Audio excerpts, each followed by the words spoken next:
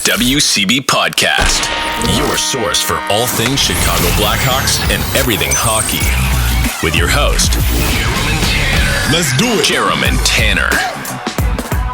All right, it's another edition of the WCB Podcast. It's Jarom, it's Tanner. What's up, bud? You know, feeling great. We're about to get our first glimpse of Blackhawks hockey on their new network. Maybe today. It's supposed to happen. We got Blackhawks hockey, but it's been scoreboard. Just scoreboard or visiting or not visiting, but the other teams broadcasts and stuff. I don't know if it was actually the broadcast. It might have been scoreboard, but when they were playing the Blues, it seemed like it was a broadcast. I don't know. It was weird, but yeah, that plus radio on TV or on the stream, which is kind of funny. It was just funny because against the Red Wings, forgot who was on the Red Wings, gets a breakaway, and then it just cuts to the graphic from the Tara Vining goal, which I thought was so fucking funny. Oh, absolutely. And then the fact that people lose their minds online, they're like, this is worse than what they had. I can't believe it.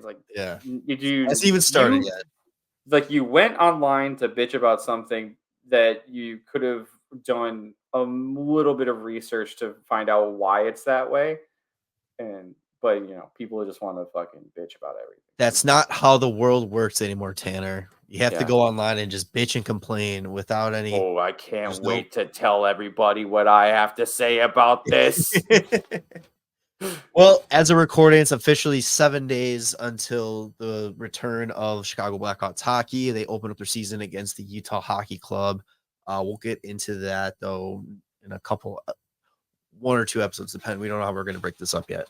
But we're also only 3 days away from NHL hockey coming back with, was it the Devils and Buffalo in Germany?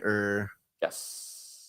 Or is it Germany? It's Germany, yeah, because the Sabres just played one of the German teams.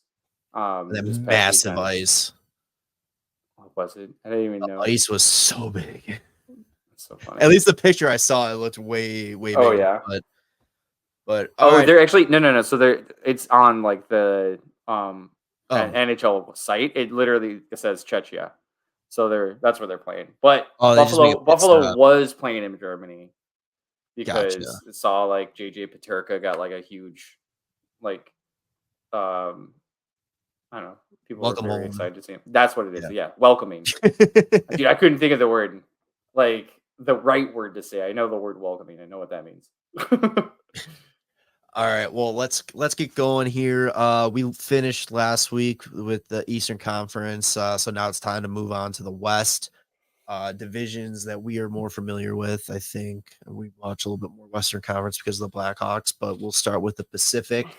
And this is an interesting division. I think it's a lot of split right in half between the good, the bad, and the ugly. So let's kick it off with the ugly, with the San Jose Sharks, who finished last year at 8th place, 32nd in the NHL with a 19.54-9 record for 47 points. They ended up winning the first overall pick. It's Celebrini. But before that, their goal leader last season was Fabian Zetterlund at 24.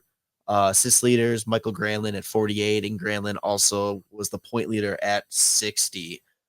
Before you talk about any additions, is it weird that some of the most exciting teams to watch coming up are all the teams that are still projected to be very bad?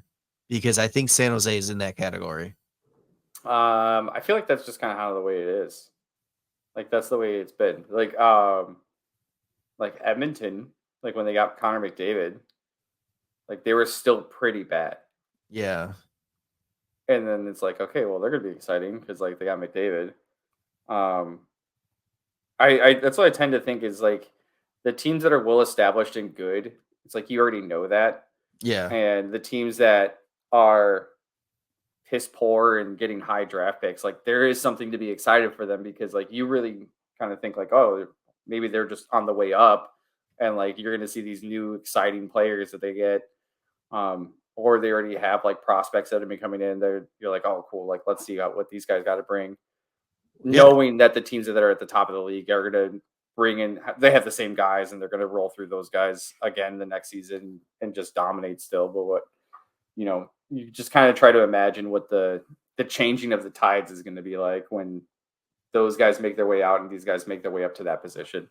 Yeah, and I think the excitement is just getting so much higher too for San Jose because Mike Rear was getting criticized when he first came in because people felt like his teardown, he wasn't getting the most bang for his buck on the teardown and that they weren't sure what he was doing.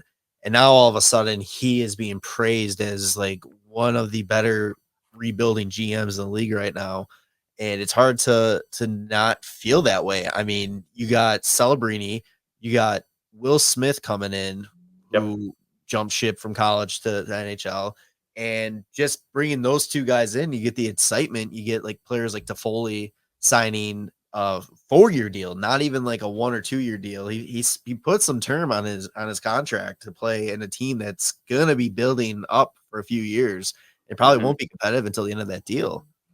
Yeah, it's reminds me of when people were shooting on Sakic for how he was handling some contract, or not contracts, but some deals like the Duchesne deal. And people were like, dude, Sakic doesn't know what he's doing. And then all of a sudden now that team's a fucking juggernaut. Yeah. It's like shit like that. I mean, like everybody thinks they know better, but they're not in that position. And then it's like, oh, actually, maybe they do know what they're doing. And then it's like that. Not only that, then he goes in and you get a potential franchise goalie demanding a trade out of Nashville, and he goes in and he makes the deal, makes it happen, and brings him in. And it's like this team they're going to be fun to watch now. It's going to be tough, but it's going to be fun. But it's like they got the pieces, and I think San Jose is going to be a threat here very soon-ish. Do you think that he's maybe a little upset that like he didn't hold off on that trade for now that like Swayman is kind of like might be available? Could you imagine having Swayman instead of Askarov, because Swayman is much more well established in the NHL and you kind of already know what you're going to get if you brought him in? See, I think we're from where they stand in the process of like what they're trying to build up for this rebuild. I think Askarov is probably the right play. I think Swayman is going to probably be better if he's going to go to a non-playoff team. It's going to be one of those bubble teams. I think that it's going to be more beneficial and all that. But a team like San Jose, Chicago, Anaheim, I mean, they can give more bang for Boston's buck for trading Swayman and have more value in whatever picks they move. I don't know. I feel like Boston would probably not want picks necessarily as much as like players that can still slot in to keep them competitive.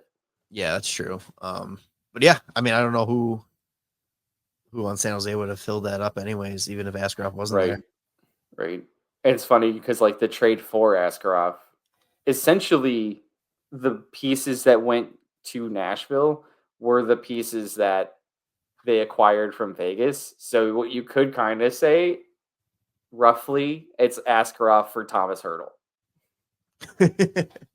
Right? Because like that's kind of like what they ended up doing. Which is I mean, in terms of like value, when we were talking about like maybe not getting the value people thought was necessary when he was making the teardown, I think that's pretty good value actually. Yeah, I mean, I think I love the move. I still wish KD could have, kicked tires on that a little bit and see, maybe he did and it just wasn't worth the price for them. But I mean, I don't know. I like San Jose a lot. I don't imagine them moving too much in the standings here. But I mean, they are going to be a force here in years to come. I think they're definitely going to be better than they were last year, because I think last year was pretty bad. Oh yeah, I mean in terms of positioning, like I definitely think they're going to get points, but they're still going to be an 8th. But yeah, the signing of Tyler Toffoli definitely makes them better. But then also bringing in Jake Wallman and Cody Ceci, getting Will Smith, Macklin Celebrini, they're going to be joining the team. Bringing back Barclay Goodrow, they signed Alexander Wennberg. Like it's kind of they're going to have more talent for sure.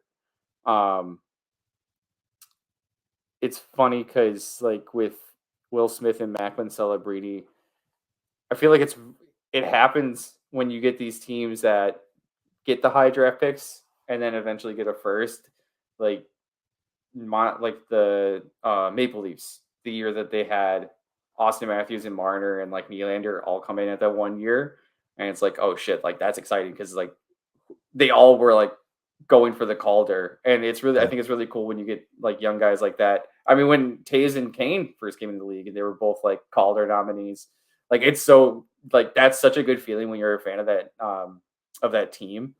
Oh You're yeah. like, oh yeah, fuck, dude. It'd be so good to get at least one Calder nominee, but to have two and know that your future's pretty set, like that's good shit. Oh yeah, 100%. All right, let's move on to the Ducks here. They finished last year in 7th place in the Pacific with a 27-15-5 record for 59 points. Their goal leader was Frank Vetrano. Ooh. With 37. Assist leader was Troy Terry and Cam Fowler, who both had 34, and points leaders Vetrano at 60.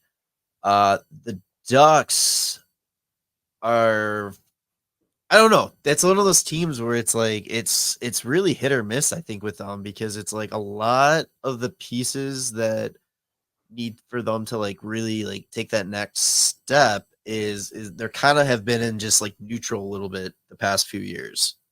Yes. And I think the weird thing with them too is like they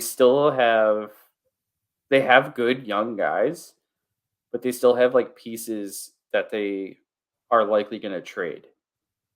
Yeah.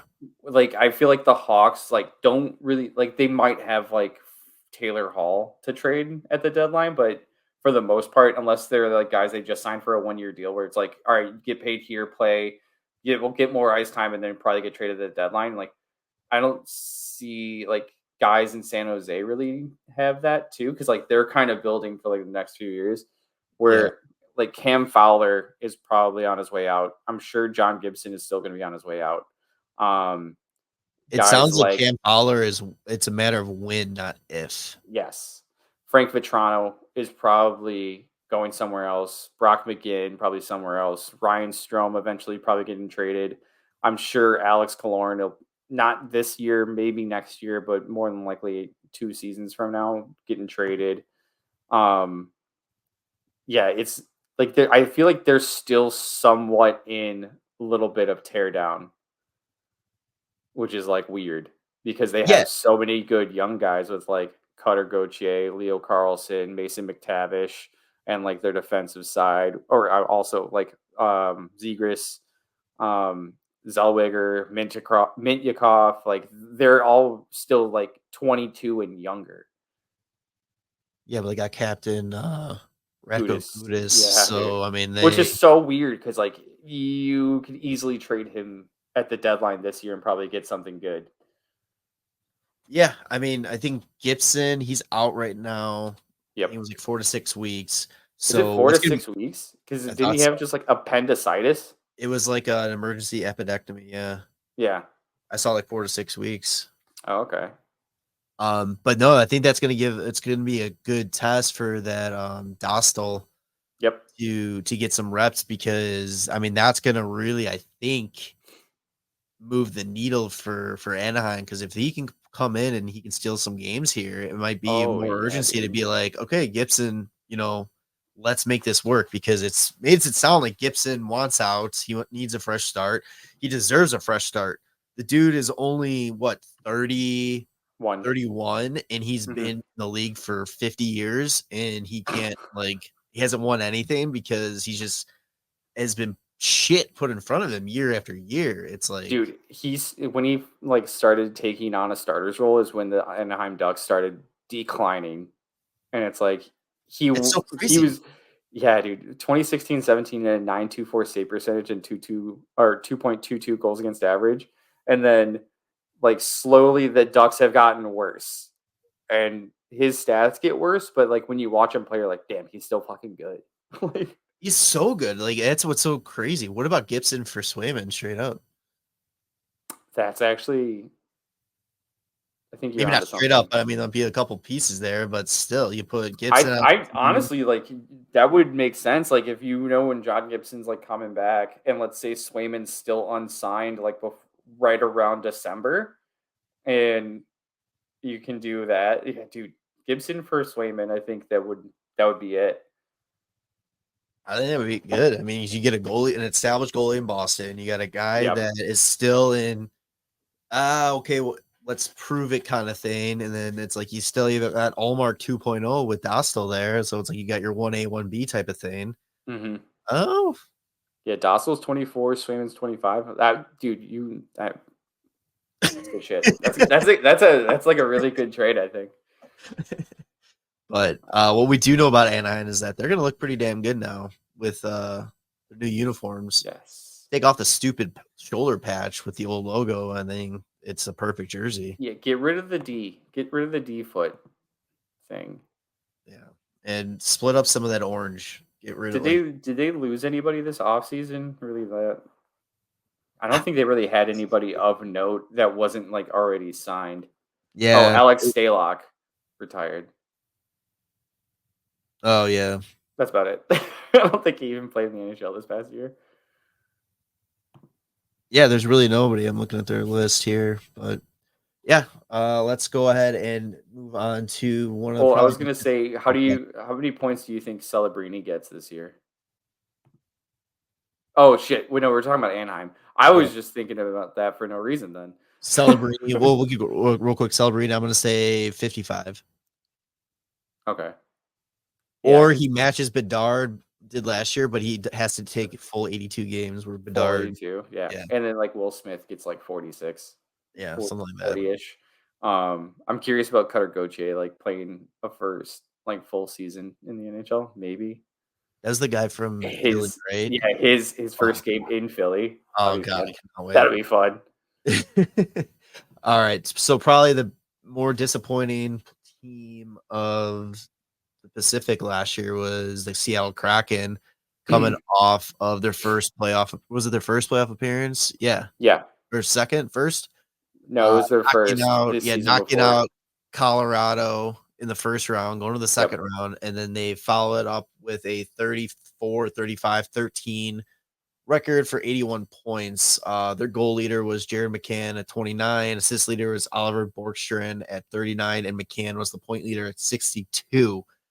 So going into this season, which version of Seattle are we going to get? Are we going to get the playoff team, or are we going to get this 500 hockey just kind of float their team? I think they're going to take a step forward. It's so weird because like they had a good stretch of the season where they were in the playoffs. Like they were in a playoff spot, and then all of a sudden they just like stopped performing. Yeah. It seems like their goalies couldn't stay consistent because they started the year, and I think it was Grubauer who was in net.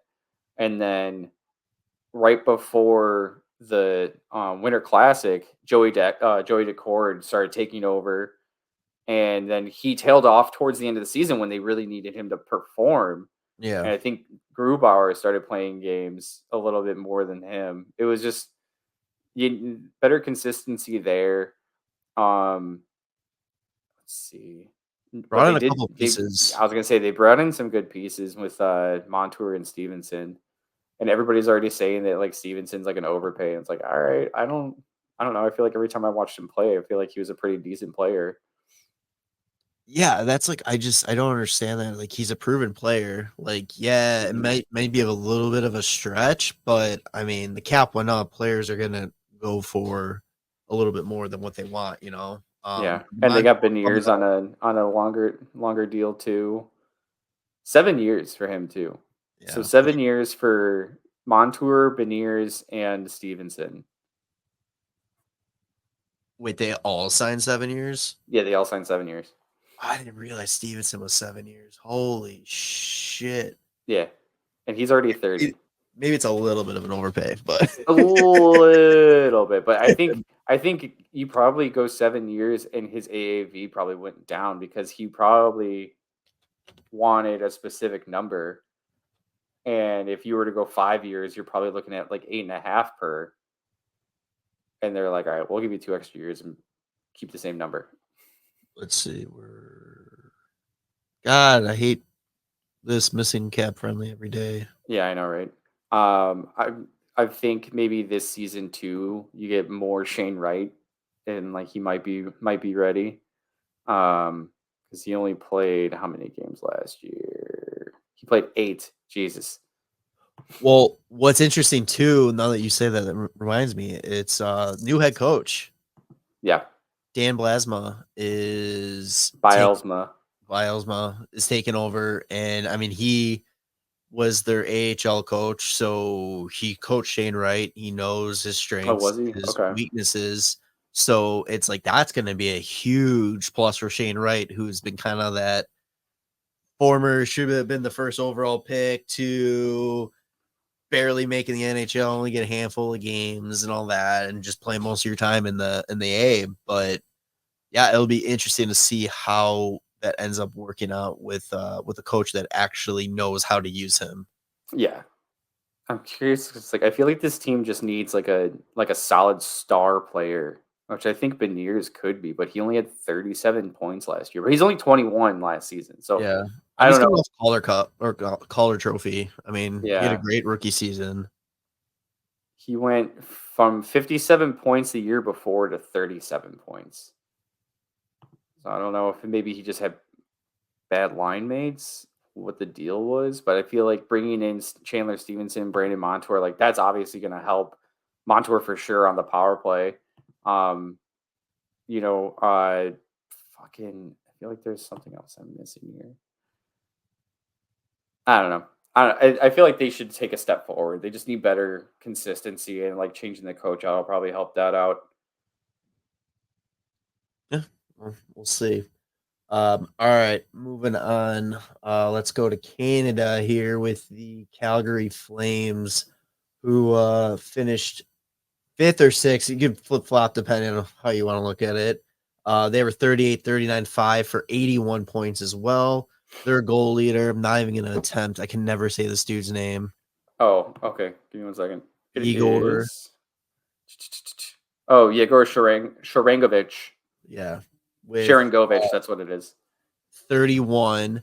Assist leader was Nassim Kadri with 46, and he also led the team with 75 points. Calgary Flames, full blown. We're rebuilding, but we're not rebuilding. No, they're retooling because they can't really do anything with Kadri and Huberdeau's contract. So you kind of got to try and still make it work. Plus, Mackenzie Weegar still has 7 years in his deal too. Yeah, it's Jesus. going to be interesting. I mean, they definitely have to try to sell the culture in Calgary, and it's kind of tough to do right now because I mean, there's really not much to sell. I mean, they have the new stadium coming, but it's like they have had a difficult time keeping big names in there, and it's just I don't know, wrong direction, and it's just I don't know what to really kind of else to say about them. Yeah, it's I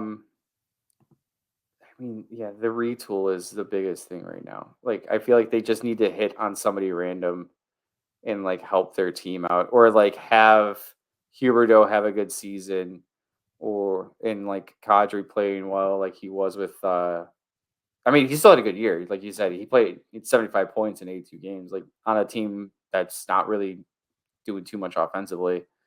Damn, Blake Coleman had 30 goals. That's pretty crazy. Um, It's funny too, looking at their stats, like, they have a lot of guys that were plus players still. Yeah, it's just like it was very weird because it's like everybody talked about them, and it sounded like they were having just a god awful season, and then you look at them, and it's like they were they weren't far off from I mean, yeah, granted, they were end up being fairly far off point-wise in the playoffs, but it's Yeah, like they weren't unrealistically out until pretty late in the season, I felt. yeah. I don't know, it's weird. Um, yeah, I mean, trading away Markstrom and trading away Mangiapane. Um, what else did they do? Did they trade anyone else? No, they ended up bringing just, like, a bunch of, like small guys. Well, not like small guys, but like 1-year deals. They brought in Tenorti. They brought in Anthony Mantha. Yeah, 1-year deal. I'm interested to kind of see who in Calgary is going to take over the goaltending spot. Yes, it is kind of wide open. Dan Vladar has more experience, but Dustin Wolf is the guy they want to take it over. And then I feel like Devin Cooley, like too. I feel like he was. He's probably just brought in case of any injuries. Well, no, like I feel like at some point he was kind of like taught it as like a potential like top guy somewhere, and I don't know. Maybe I'm just thinking somebody else, or I'm getting names mixed up. But he was in Nashville, and then he played last season. Like his first game was against the Hawks in San Jose, and he's from San Jose. That's what it was. That's right. Okay, maybe that's what it is. Yeah, Dan Vladar has like a little over, like I think he's got actually 75 games. That's what it is. 75 exact. I'm sure he's seen more of just like the backup that they want, but I think Dustin Wolf is going to be the guy that they're hoping just really takes the reins here. He's going to get more time. Yeah, definitely. 7th round pick. What the fuck? Goalies are so Wolf? weird. Yeah, Dude, goalies make no fucking sense. that's right, buddy. All right, let's keep this moving on. Let's go to the playoff teams here. First up was the Vegas Golden Knights, who finished 4th and took a playoffs wild card spot. Finished 45, 29, and 8 for 98 points. So when I said Calgary was there, yeah, they really weren't. They lost in the first round, game 7 to Dallas Stars. Their goal leader was Jonathan Marchessault at 42. Assist leaders were Eichel, Stone, and Theodore, all had 37. And Marchessault had 69 points to lead the team. Not good enough to even get a contract discussion with Get out. Classic Vegas form, kick him to the curb. Vegas is just feel like they're finally starting to feel the pressure of the cap a little bit. Yeah. But they lost a lot of guys other than Marchessault. Alec Martinez is gone. Chicago, like hear about that? Anthony Mantha, William Carrier, Chandler Stevenson, we were mentioning. And they really didn't bring anyone in other than, I guess, Victor Olofsson. Is that right? Akira Schmid. I mean, one of their bigger signing is Samsonov to replace Logan Thompson. Yeah. Which, I mean, that's why they also signed Akira Schmid, because it's like, who are you going to get with Samsonov? Right. Victor Olofsson, who was in Buffalo. Robert Haig. Yeah, dude. Like, they really nobody too notable. But, you can almost, set your clock to it, your watch to it. Mark Stone's going to go down. They're going to trade any top prospects that they've had and picks that they don't even have for 3-4 years and go and get the hot free agent commodity or future free agent commodity and just sneak their way in the playoffs. And Mark Stone's going to magically be healthy day one playoff time. Yeah, I mean, they're 3.6 million over the cap right now. Oh, they have Tanner Pearson on a PTO. They're supposed to be getting cap relief though for Robin Lehner. Yeah, isn't he? Was that going to be disputed or anything? I can't remember. I think it's one of those things where it's just they need to decide like what's the best way to handle it. I'm curious what's going to happen. All parties know. After this season, like Shea Theodore needs a contract, and I'm sure like he's probably one of the players they want to keep. So I wonder who they end up just being like, here's the door, see your way out to. Petrangelo.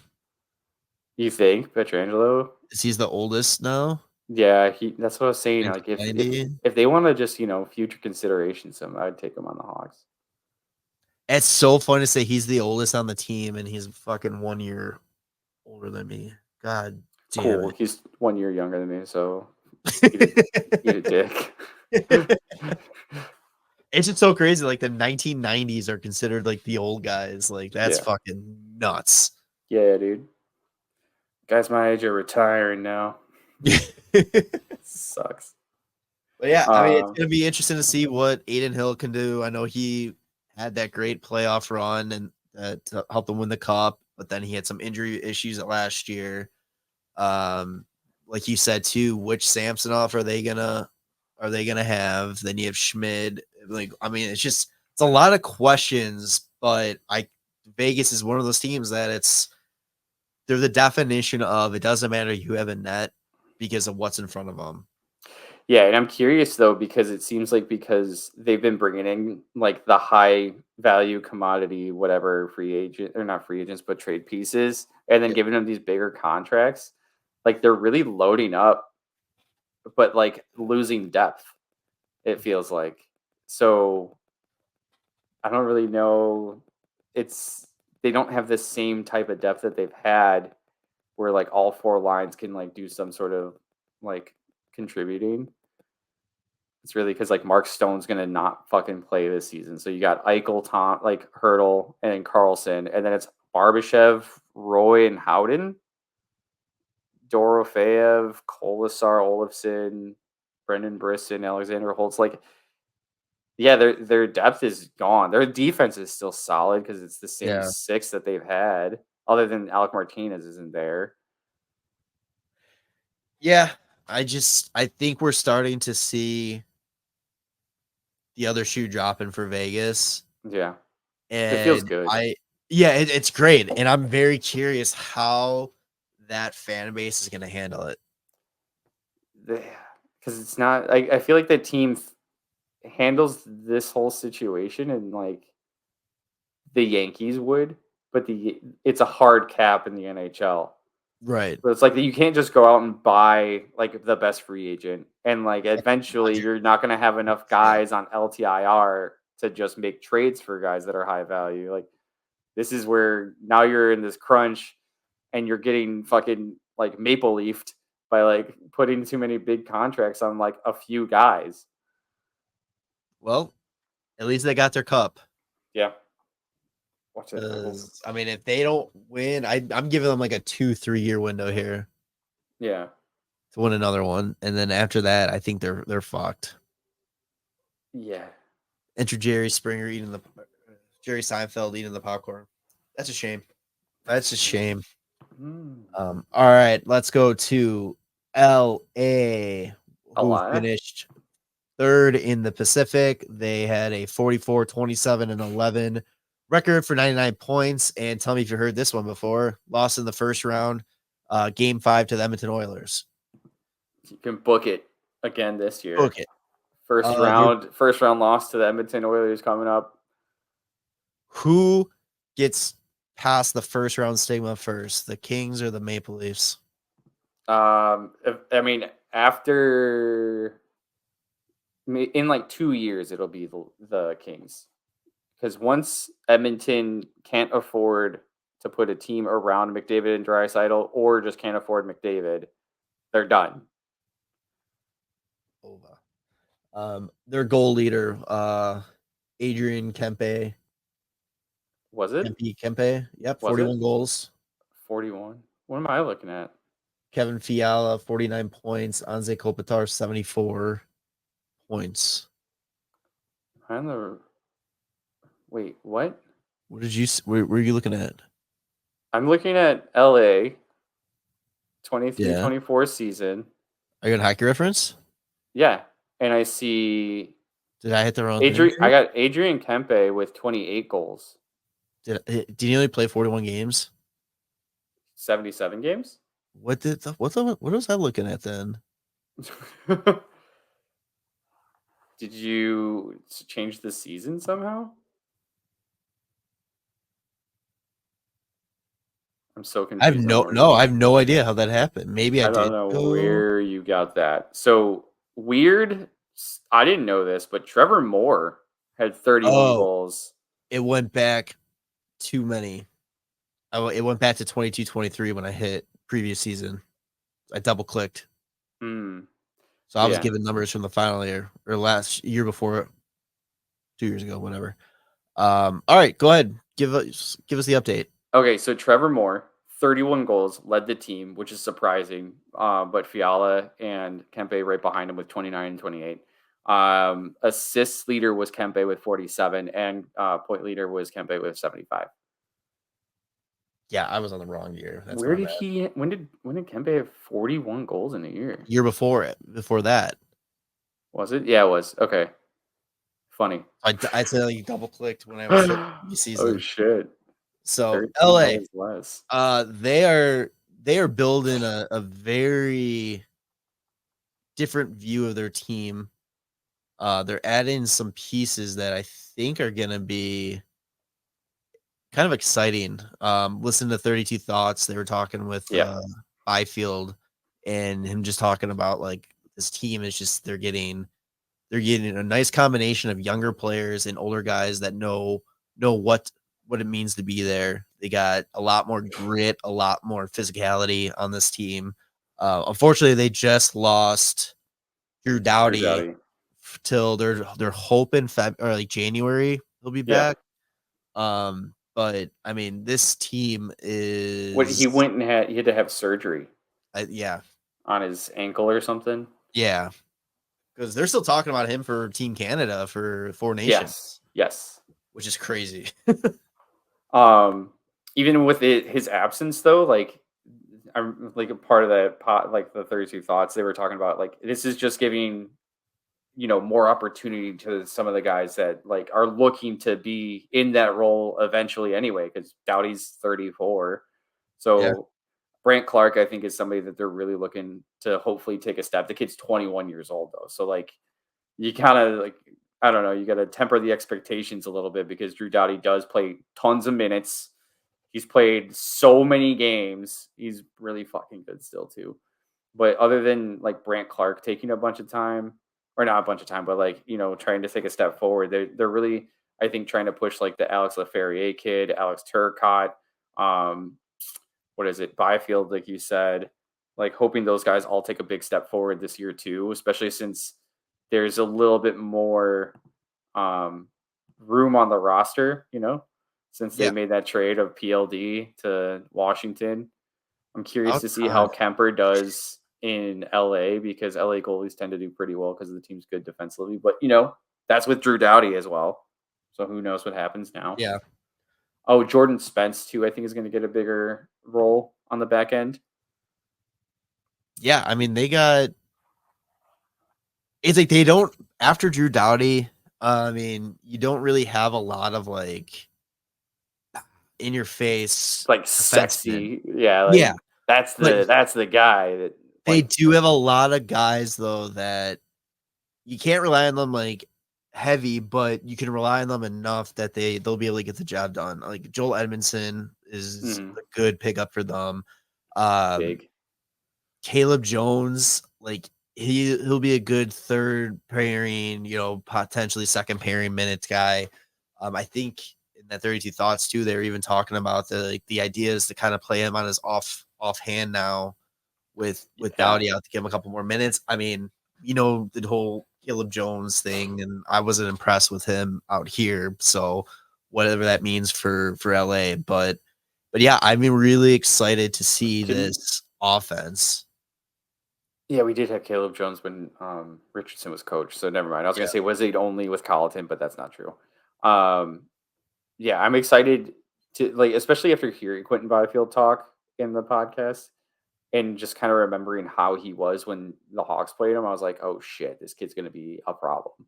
And he wasn't healthy, apparently. Yeah, and I was like, "Oh god!" So I'm excited to see how he does this year, especially since like they want him to eventually take that 1C role, and they have just like the perfect transition from like Kopitar to Byfield. And I wish we would have had something like that when it went from Taves, and now we don't have anybody really that has that two-way center. That's what I mean. Pass it on. It's like the same role, right? Yeah. Like if we would have been able to have like Kane and Bedard and then like Taves and someone else who's going to be like that two-way kind of like star of the future. Like that would have been great because those guys are the perfect guys to learn from.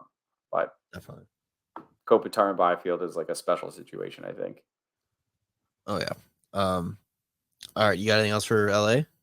Tanner should know he's gonna fucking fuck some shit up. Go off, hopefully. All right. Second place in the Pacific, the Edmonton Oilers finished 49-27-6 for 104 points, lost in game 7 of the Stanley Cup final to the Florida Panthers. Very impressive considering how they started the season off. Their goal leader was Zach Hyman with 54, assist leader McDavid with 100, and a point leader was McDavid with 132. I think the whole thing with the Edmonton Oilers this year is look the fuck out.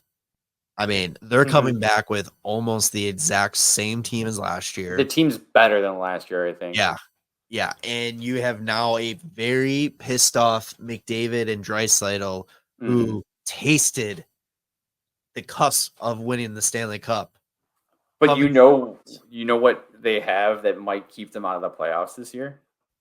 Jeff Skinner. You know what? I have nothing against Jeff Skinner, but absolutely not. I really hope they miss the playoffs just because of that. Dude, I hope they make the playoffs just because of him. Like, I feel like he deserves to go to the playoffs, even though he's like such a weird player where it's like 1 year he scores like close to 40 or actually scores 40. Like, yeah, well, with the Sabres. First year with the Sabres, scores 40, has 63 points. They give him the big contract, and then he's like, here's 14 goals and 9 assists in 59 games. Like, it's the funny thing, though. It's like what is the unmovable object versus or whatever. Well, I mean, it's Jeff Skinner versus Corey Perry, right? Yeah. But I mean, this team is like, they're scary. And then you add Victor Arvidsson, it's the unstoppable force versus the immovable object. That's what it is. Yeah. But yeah, this team, Arvidsson, they were able to get Adam Henrique to re-sign cheap.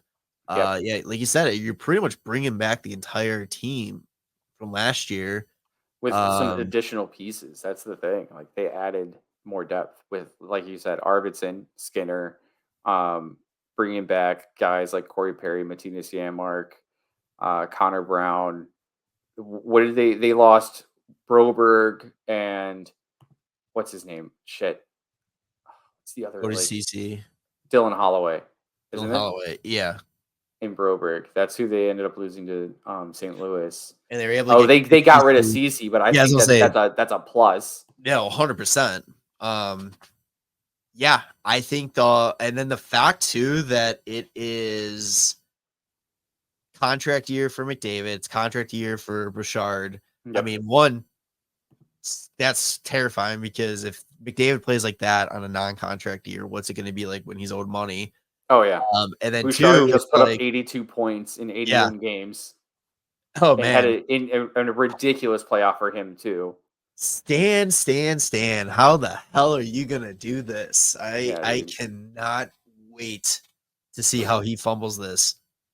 I'm curious to see. Like, I'm sure Stuart Skinner is going to be heading into the year with such high confidence after taking him all the way to Game 7 in Stanley Cup Final, and he is like the clear cut like starting goalie.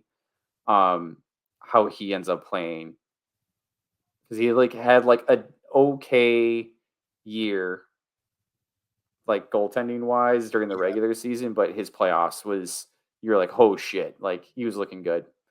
I mean, yeah, his stats don't really reflect how well he played, though. I don't think, because he has a .901 save percentage and .245 goals against average, but like I feel like he played way above that. Yeah, I just think his like really good games were really good. And then were canceled. Some of the good games were canceled out by some bad ones. And I think his bad ones happened early in the playoffs, and his good ones happened late in the playoffs. Yeah. But yeah, Oilers are going to be a tank, and I think they have to be people's favorite to win it all this year. Oh, yeah. I think easily. Like, it's just like Florida the year before, right? So you get that taste of the Stanley Cup Final and the heartbreak, and then you have somebody like McDavid and Draisaitl on that team, and they know now what it takes and how much more you have to give. Like, And he's gonna have 200 fucking points this year. it's do or die. Like, Yeah. there is a very good chance. I mean, I just say it because it's Stan that's got to handle it, but I mean, there is a legitimate chance that they're not going to be able to afford Bouchard, McDavid, and whatever else of these side pieces are Mm-hmm. to keep this team together. This is their best chance to win it Oh, all. yeah. And This is if they don't do it absolutely. now, they're fucked, I think. Dude, last year, it's so crazy to me that like McDavid goes from scoring 64 goals to scoring 32, but still has 100 assists. Yeah. And like, geez, he's going to Let's end up say scoring 1,000 like, points. he's going to score like 70 goals and have 100 assists. Yeah. And he's 18 points away from 1,000 already in his career.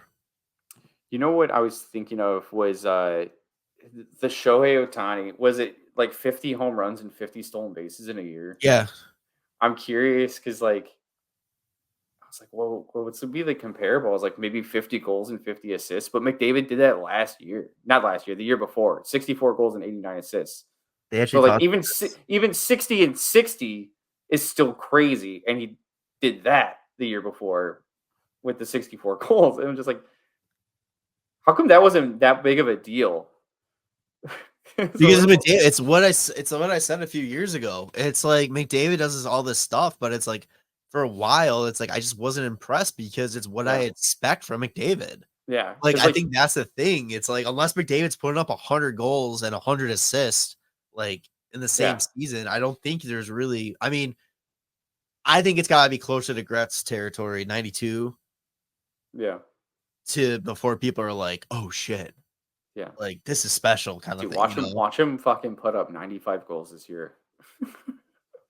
He'll go out of his way to get 97. Ah, true. That'd be good. I mean, right, he's so impressive. It's incredible. It's unfair. Let's wrap up the Pacific here with the Vancouver Canucks, who won the division, finished 50-23-9 for 109 points, only to lose in the second round in 7 games to the Edmonton Oilers. Their goal leader, Brock Besser, 40 goals. Assist leader, Quinn Hughes at 75. And points leader, JT Miller at 103. Is this potentially going to be the biggest drop-off between 2 seasons? No. You don't think so? No, I don't think so. Because who did they lose, really? Elias Lindholm, who they brought in, and Nikita Zadorov. That's kind of it. They brought in DeBrusk. So Daniel Sprong is actually sneaky fucking good. He's actually one of the really good 5-on-5 player. I think year after year he has like one of the highest like goals or 5-on-5 goals per 60. Like, which is so weird, and nobody fucking gives him like a long-term deal. But yeah, Jake DeBrusk is going to be very helpful to them too. Do they make any trades? The reason why I pose that question is because Demko was a huge part of that team last year, and they kind of don't know when he's coming back this year. Yes. And it was talked about like his whole mystery with his injury, like nobody really knew what it was, but they're pretty much saying it's something that he's got to learn to play with. Because it says knee on Puckpedia. It's his knee. Yeah. So, but they're like, it's not something that can be fixed in surgery. He's got to learn to play with it. So it's like, what does that mean? Yeah, that's weird. So it's very like, vague. How do they, fill that in? They brought in Lincoln and Silva. Was it Silvos or Shelovs? Yeah. I don't know. I still think they're going to be a playoff team. I just don't think the domination that they had last year is going to be realistic. Oh, yeah, dude. And Dakota Joshua was also starting the season on IR because he had, what was it? Oh, signs of testicular cancer? Yeah. Yeah, dude. It's crazy because he had a real good season last year. He was going Phil Kessler out. Yeah, he had a very dominant, like bottom line season, 32 points in 63 games, but like his line was always in everybody's face for being like a third or fourth line. I just remember being like, God, what did like those guys were a pain in the ass. I don't know. Dude, Elias Pettersson is disgusting. JT Miller is super fucking good. Brock Besser, if he's on fire. Jake DeBrusk is, I feel like, fits in really well with those guys because I feel like he's a similar player to like JT Miller. Quinn Hughes is fucking disgusting. He's unreal. It's oh my God. Yeah, they're gonna be good. They're gonna drop a little bit because I think last year was just like they finally got their footing and like kept it. Because I think most of the time we were kind of like thinking like, okay, when are they gonna drop off? And they didn't really. Yeah. They had more of a rough, what month is this? February. It looks like they lost a few more games. But they had a great start to the season. I mean, they destroyed Edmonton 2 games in a row. And their real downfall in the playoffs was the fact that Demko was hurt. Yeah. And then they went Casey DeSmith, and then Casey DeSmith got hurt. And they still got good. They still got good goaltending out of Shilovs, even though he had only ever played like his regular season. It's so funny. I think he has 9 regular season games and like 10 playoff games. Just more experience in the playoffs. It'll be interesting. I mean, I do think it's an exciting team to watch. So, I mean, I do think they're going to fall off. I just think Edmonton is just going to be that so much better in this division that it's going to make it very tough. As long as Edmonton, picks up from where they left off last year and doesn't have that slow start. I was going to say, like, a lot of people had Edmonton like as the big favorite going into last season, and then they had that atrocious start, but they were able to bounce back. So it'll be interesting. Final thoughts on the Pacific? Should be pretty similar to last year. All right. So yeah, that was the Pacific Division preview. We are going to pause, and this will be another episode. But we'll pause. We'll be back with the Central. So make sure to follow us on your favorite podcast feed, social media, WCB Podcast, Apple and Spotify and YouTube. We'll be back. All right, love you. Bye. Thanks for listening to the WCB Podcast. Be sure to subscribe wherever you heard this podcast. To connect with Jarom and Tanner, check out the boys at WCB Podcast on all social media. We'll see you next time.